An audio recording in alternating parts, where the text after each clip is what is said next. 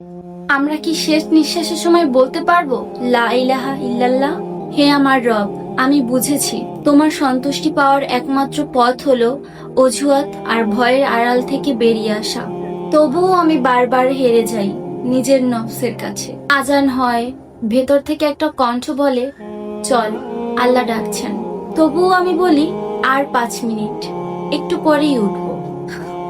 আর সেই একটু পর আর কখনোই আসে না। হিজাবের জন্য, সালাতের জন্য আমি নিজেকে বলি একদিন ইনশাআল্লাহ, কিন্তু সেই একদিনের জন্য আমার অজুহাতের শেষ হয় না।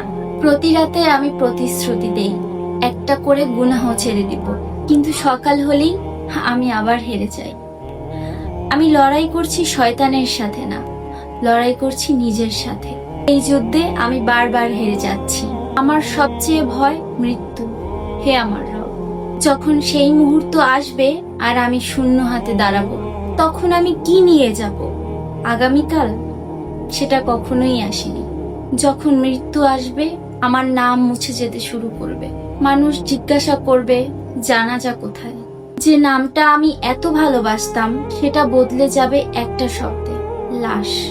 আমার প্রিয় মানুষগুলো, আমার পরিবার, আমার বন্ধুরা আমার জন্য ফাতিহা পড়বে, আমার উপর শেষ মুঠো মাটি ছুঁড়ে দেবে, তারপর ঘুরে চলে যাবে।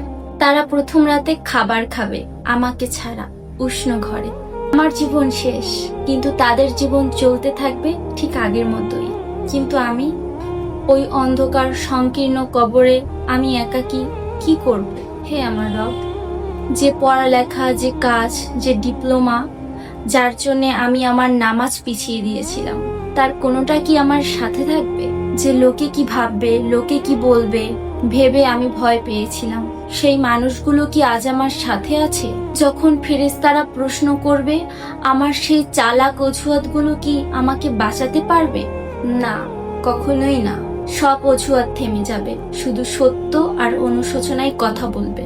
আর তখন একজন মানুষ বলবে, হে আমার রব, আমাকে ফিরিয়ে দাও যাতে আমি সৎকর্ম করতে পারি। কিন্তু তখন বলা হবে কখনোই নয়, এটা শুধু এক বৃথা আকুতি। হে আমার রব, আমাদের শেষ পরিণতি যেন এই বর্ণনার মতো না হয়। ফিরে আসার পথ নেই এমন অনুশোচনায় পড়ার আগে আমাদেরকে জাগিয়ে দিও, কারণ আমরা জানি আমাদের চিরন্তন জীবন রক্ষার শুরু তোমার দিকে ফিরে আসার মাধ্যমে।